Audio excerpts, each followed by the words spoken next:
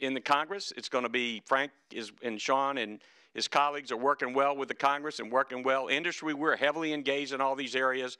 So I'm very bullish and very optimistic about the coming year. Everybody's going to talk about the gloom and doom and the sequester this and the sequester that, but it's all about leadership. Ash Carter is going to be picking 4 new members of the Joint Chiefs of Staff and recommending those names to the President because you're going to have the Vice Chairman, the Chairman, 2 service chiefs. You could have some combatant commanders turn over.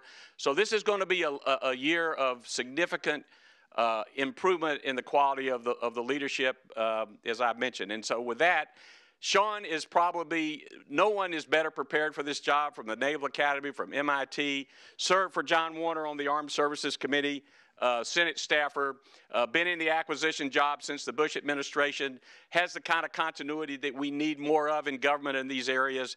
Huge improvements have happened. You know, all the press tends to focus on, you know, a few programs that are in trouble, but there's so much good going on in this area. So with that, thank you for allowing me to make these comments. And Sean, I hope that was a short enough introduction for you.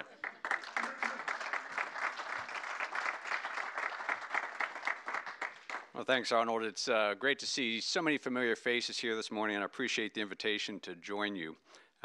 First, I actually don't know how to tweet yet. But it concerns me when you talk about tweeting here.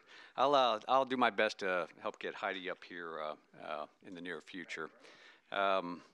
If I was going to write an introduction, I would simply say Stackley was a naval officer for 27 years. He had the great privilege of serving under Chairman Warnership's term as chairman of the Senate Armed Services Committee, and great thanks to Chairman Warner for having the opportunity to serve in this capacity today. You left one important critical milestone off of Chairman Warner's resume, which should not be lost on anyone here. I personally think it was a true capstone of his time in the Armed Services Committee, and that is the Webb-Lautenberg-Hagel-Warner GI Bill. It is a fantastic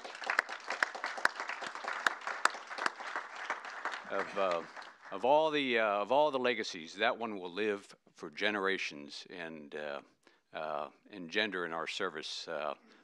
Frankly, the benefits and rewards that should accompany the sacrifice that men and women in uniform are making. Yeah, this is a diverse audience, and I thought it'd be worthwhile to spend my time up here before we get to questions and discussions to give a broad brush of what's going on in our Navy and Marine Corps today. And I thought I'd start by